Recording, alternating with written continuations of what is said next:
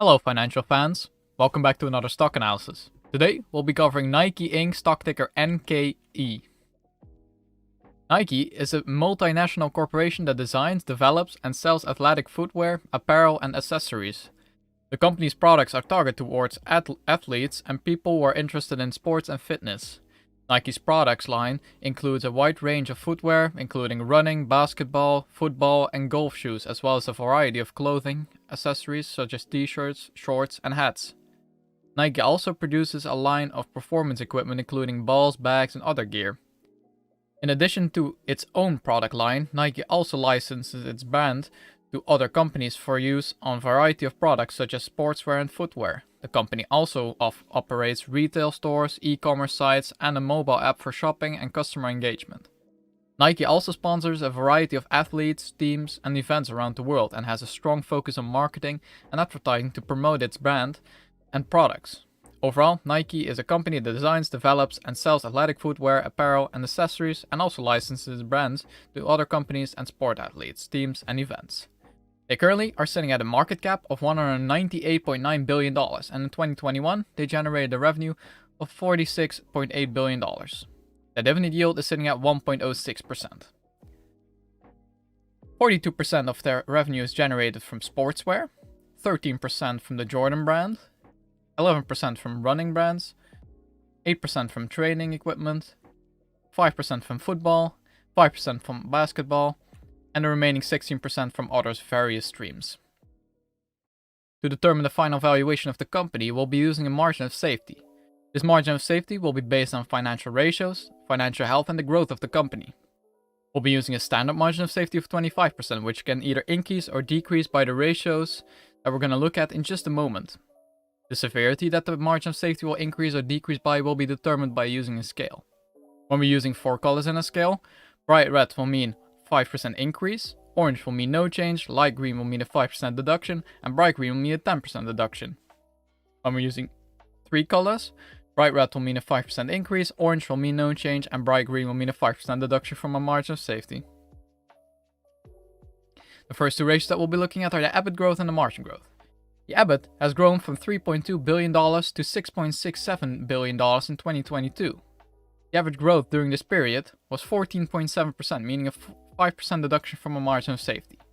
The margin has also grown, going from 12.8% in 2013 to 14.3% in 2022. The average growth in margin during this period was 5.3%, meaning another 5% deduction from a margin of safety. The next 2 ratios are the dividend growth and the payout ratio.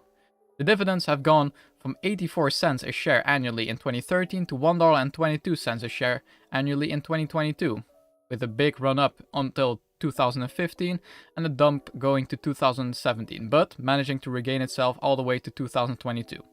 The average growth in dividends during this period was 5.3%, meaning no change in the margin of safety.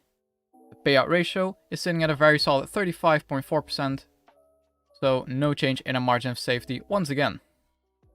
The final 2 ratios are the debt to EBITDA and the return on invested capital. To get a debt to EBITDA ratio, we have to take the debt, subtract the cash from it, and divide it by the EBITDA. Out of this, we get the amount of years of EBITDA it takes for the company to pay off all of their debts.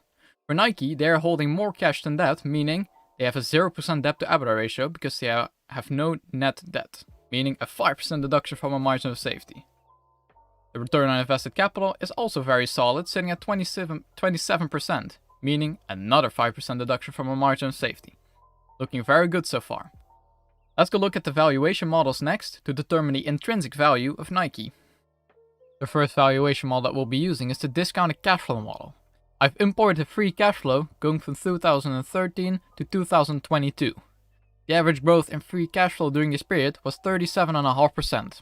But since we're calculating the expected growth up until 2030 in free cash flow for Nike, I've gone with 15%. With this percentage, we can determine the future free cash flow of Nike and determine a terminal year valuation using a perpetual growth rate of 3% and a discount rate of 9%. Out of this, we get a sum of free cash flow of $165.8 billion. And all that's left to do to get our equity value is add the cash and equivalents and subtract the debt. Doing this, we get an equity value of $166.2 billion. And to get our discounted cash flow price per share, we have to divide it by the amount of shares, which for Nike is 1.25 billion shares.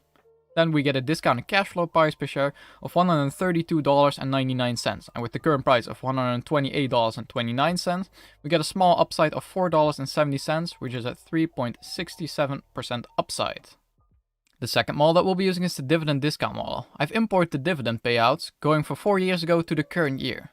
The average growth rate in dividends during this period was 11.13%. And since we're counting the lifetime expected growth in dividends for Nike, I've gone with 8%. And we'll be using a discount rate of 9% in this calculation. Then out of this model, we get a dividend discount model price per share of $133.54, and with the current price of $128.29, we get an upside here of $5.25, which is a 4.09% upside.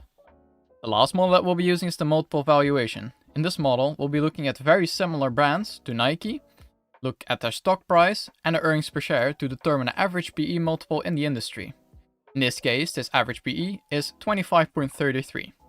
All that's left to do to get our fair value here is multiply it by the earnings per share that Nike is generating, which in this case is $3.54 a share. Then, doing the math out of this, we get a fair value of $89.68, and with once again the current price of $128.29, out of this model we get a downside of $38.61, which is a 30% downside. Let's go look at the final overview of our valuation models next. Looking at our final overview, we've imported the discounted cash flow, discounted dividend, and multiple valuation prices per share. Out of this, we get an average share price of $118.74. The margin of safety we have determined earlier, using a standard margin of safety of 25%, deducting 5% for the debt to EBITDA, deducting 5% for the EBIT growth, deducting 5% for the margin growth, and deducting another 5% for the return on invested capital, leaving us with a margin of safety of 5%. Applying this margin of safety, we get a fair value of $112.80, and with the current price of $128.29, this leaves us with a downside of 12.07%. So in this case, looking at our models, it would be considered a sell. If there's any other dividend stocks that you would like to see me cover on this channel, please let me know. And thanks for watching.